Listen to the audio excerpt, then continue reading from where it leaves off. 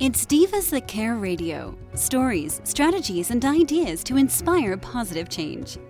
Welcome to Divas That Care, a network of women committed to making our world a better place for everyone. This is a global movement for women, by women, engaged in a collaborative effort to create a better world for future generations. To find out more about the movement, visit divasthatcare.com after the show. Right now, though, stay tuned for another jolt of inspiration. Well, good morning, everyone, and welcome back to the Divas That Care. My name is Candace Gish. Well, if this is your very first time tuning into the Divas, a huge welcome to you. The Divas That Care is now in its 11th season, and we are listened to in over 30 countries around the world. Today's guest, I'm actually going to be welcoming back. This is the amazing Rhonda Ammer, and I'm so excited to have her. She's going to be talking about meal planning today, and I can't wait. So, Rhonda, welcome back to the Divas. I'm so excited to talk to you again. Thank you so much for having me, Candace. I'm thrilled to be here again. Oh, my gosh. Well, Rhonda, before we kind of get started, would you mind reintroducing yourself to our new listeners? Absolutely. So I am a solopreneur, and I am a nutrition and lifestyle coach as well as personal trainer. So my goal is really to help primarily women, but I have a few men that are really trying to get hold of their self-care and really integrate the different habits back into their busy lifestyles. We all have a lot on the go, whether it's family, jobs, friends, community, all those things, competing priorities. And unfortunately, sometimes our self-care lands at the bottom of the priority list. So my goal is to help women navigate those obstacles that they have and really integrate, good nutrition, fitness, healthy mindset, sleep, stress management, all those amazing self-care habits back into their lives. Oh my gosh, and it is so important. And I love that you stated that, because that's probably one of the things that we forget about is ourselves. We're so overwhelmed with so many things. And I know today's topic, we're going to be talking about meal planning. And I was thinking about it before we started the show, and I'm like, oh my gosh, we definitely need to do this, because wouldn't that relieve a lot of stress in our lives? Absolutely. It's not a super, sexy topic or anything to talk about meal planning. Usually people kind of roll their eyes. Even, new clients I bring on, I brace them for the fact that we have to talk about some meal planning. Because the idea behind meal planning is really setting yourself up for success.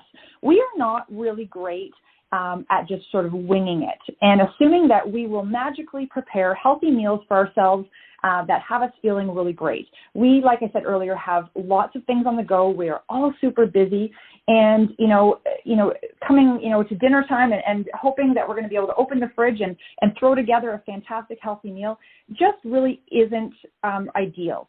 So what I always encourage my clients to do is set themselves up for success by having a plan. It doesn't need to be, carved in stone, because life happens, but there's definitely some advantages to successful meal planning. Oh, I love it. And so what do you do with your clients? Do you talk about doing meal planning once a week, once every 2 weeks? What usually works for people? It depends. Some people have a hard time, definitely not 2 weeks, a week at most. It really depends on how often they're doing their grocery shopping. If you only like to go to the grocery store once a week, then I suggest doing your meal planning for an entire week at a time, so that based on the plan you've set for yourself, you can then establish a grocery list that will take you through the whole week, and you're only having to hit the grocery store once, right? So there's a couple of things, though. I have a few factors, I call them, key success factors in terms of meal planning that really sort of, it's not rocket science, but it really drills home the point that we need to be consistent. And the first thing around meal planning is I encourage my clients to pick a consistent day of the week to do your planning and your grocery shopping. I know life gets in the way, and sometimes we can't always do it on the same day every single week, but if we can consistently pick a day or a day or two in the week that you're going to do your planning, and then you're going to do your grocery shopping and get it all done and set yourself up for the week for success. That's what I encourage my clients to do. Try not to sort of be, I'm going to pop into the grocery store after work this day and maybe I'll pop in on the weekend. Let's be consistent with when we're going to set out our plan and when we're going to do our grocery shopping. The next factor that I always say is make sure you have your calendar, whether it's an old school calendar like I have, handwritten, it's on the kitchen counter for everyone to see in my family, or maybe you're more of a Google Calendar type of person, but have your life in front of you when you're doing your planning, because it's super important that we are able to plan our meals around what's going on in our life. If your, child has a sporting event in the evening, that's going to take, time away from you prepping dinner, maybe that's not a good day to be having a big fancy meal planned. Maybe that's a day that you do a crock pot or you do a leftover meal or something like that. Or if you have an early morning breakfast meeting, maybe it's not an ideal day to be, cooking up a fancy omelet or something like that. So maybe we're doing a quick protein shake and grabbing it as we run out the door. So having your calendar and what's going on in your life close by when you're doing your planning is really, really important. The third area is, don't be afraid to Google recipes and, pull out those old, cookbooks that we would reference, back in the day. Take the dust off of them and break those out so that we can have fresh new ideas for meals to start inspiring us to come up with some delicious, healthy meals that maybe we haven't thought of. We're not all chefs in the kitchen that can just sort of magically throw a bunch of meals or ingredients together to create a great meal. So rely on those resources. And then the last thing is I really encourage my clients to assign specific meals to specific days. It's really vital. Again, going back to the whole concept of checking your calendar, seeing what's going on. If you know the night before what you're having for your meals the next day, it really takes that stress and that decision fatigue away from you because you already have it all lined out. You already have it mapped out, so you're more likely to stick with the plan. I think that's fantastic. And I just want to go back because you had mentioned something about breakfasts. A lot of people, I think when you're doing meal planning, you're only doing the evenings. But what you're really sharing is right. that you're talking about all the meals. You're talking about snacks. You're talking about breakfast, lunch, and dinner. Absolutely. Absolutely. Again, we are not great at winging it, right? We get busy and we're, flying around the house and or at work, and then we've either gone really long periods of time without a meal, which is not ideal, or we're quickly grabbing something that maybe isn't the best choice. So absolutely, we're talking about all meals through the day and your snacks. And if you can do that when you're planning it out, again, you can look at your meal plan if you decide to write it down, which I recommend you do. Then it takes the guesswork out. You know exactly the next day, this is what I'm going to have for breakfast, lunch, dinner, and my snacks. And with breakfast, we're okay with eating the same thing generally every day for breakfast, or maybe one of two things. So that can be pretty simple to put together. Same with snack ideas. If you have 3 or 4 go-to snack ideas, then it's easy to select what you're going to have. Lunch and dinner can be a little bit different, but this is really about setting yourself up for success for the entire day, not just dinner. Excellent. And what kind of suggestions do you have for those people that forget to eat? Do you have them do reminders on their phones? So like, oh yeah, I'm supposed to take my snack. Oh yeah, it's lunchtime. Until they kind of get into that routine of things? Absolutely. That's exactly what I do, which seems really silly, but we can really get caught up in our day, right? So having those reminders to go off on your phone to go, oh my gosh, I haven't eaten for like 3 or 4 hours. I really need to make sure that I nourish my body and put good things back in, because really our food is where we get our energy from. So if we want to be feeling good all day long, we need to keep that nourishment level high. So reminders in your phone are excellent until you get used to, and your body will actually get used to being able to eat every few hours for those meals. Having a snack in the afternoon, if you find that you're having a difficult time making it to dinner, or you come home from work and then you're, kind of ripping your cupboards apart trying to find something because it's been so long since you've eaten, that afternoon snack is vital. So reminding yourself through your phone, little alarms, is a really great technique until you sort of get the hang of things. I love that technique, yes.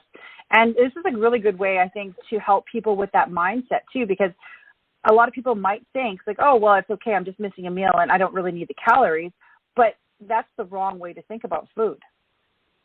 Absolutely. We need to have, a consistent sort of level of nourishment in our body to, keep our sugar levels at a nice place, to have our metabolism continuously moving forward.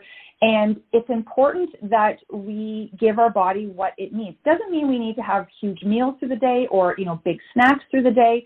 you have to also listen to your body, but having large periods of time through your day, and I'm not talking about overnight, but through your day is really important to you feeling your best as you go through the day. And it can have an impact. I've noticed that a lot of clients that skip a meal, what ends up happening is then we end up, it can show up in the evening where we're hungrier in the evening because we have not given our body what it needs throughout the day. And in the evening, that's not the ideal time of day to be eating. So it's really important that we fuel our body all day long. And when we're talking about nutrition too, it helps with our alleviating stresses, doesn't it? Oh my gosh, so much. I mean, no one wants to get to dinner time and the kids are running around and they're hungry, or they got to, little Johnny has to go out to soccer practice or something like that, and we have no clue what we're having for dinner. That's not a good feeling for any of us. We already have a lot of stress in our lives and decisions to be made. So let's make the decision ahead of time what we're going to do and really set ourselves up for success. The other thing is too, with meal planning that's super beneficial is you can really assess that you are having the proper components of your meal. So we're really, without getting too sciencey and things like that and boring everyone, but we really need to make sure we're getting protein, we're getting nice fibrous carbohydrates and healthy fats. And if you're doing your planning, we can make sure, right, that you are having those macronutrients throughout your day.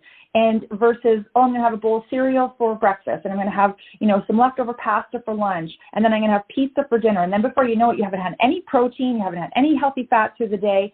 But doing your planning allows you to really be aware to make sure that you're having those three macronutrients with every single meal. And having somebody like you helping them along the way, I think is really important, because it's really overwhelming. There is so much information out there, and we look at it, it's like, okay, there's this diet and then there's this thing. And I think as somebody out there, like, it's very difficult to navigate your way through, well, what is the right way to do it? And I think with your expertise, you really do support people, you help them and find out what's right for them. Absolutely. This can be a lot. It's a lot to take on, a lot to understand if you're not in the field like myself.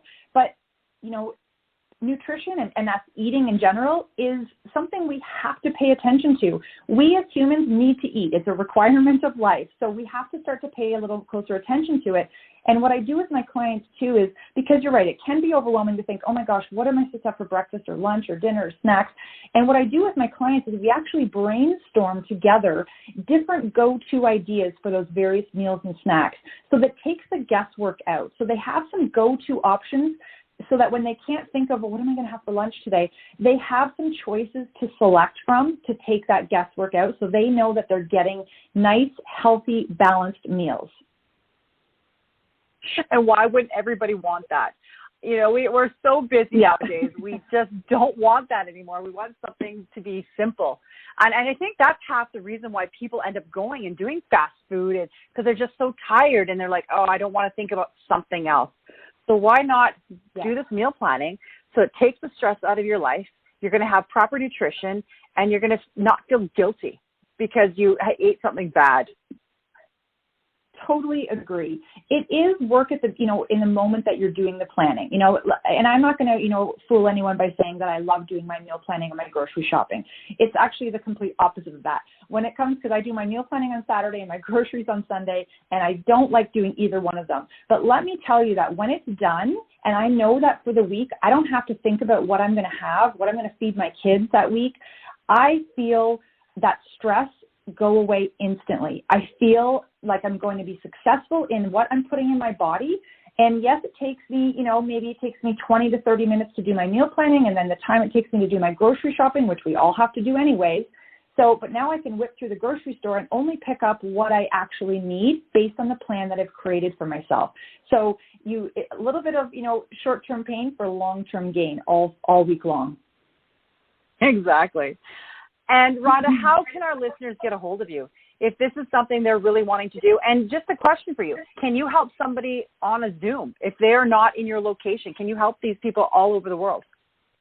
Absolutely. That is actually the way that I do my entire business now. Since, we all had to make some adjustments with COVID, I am, looking at, coaching with all of my clients over Zoom, or whether it's FaceTime or whatever platform works best for them. And everyone can reach me at my website. I have a contact form that you can reach out to me. It's rhondaarmourcoaching.com. And I do offer a complimentary consultation with no pressure to commit to anything, but it's an opportunity for us to chat about what their goals are, what they're looking for, to have assistance with, and to see if it might be a great match and a great partnership.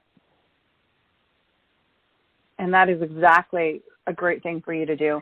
And I'm excited. To all of our listeners, Rhonda is going to be coming on our program on a monthly basis here, and we're going to be chatting about a whole bunch of different topics.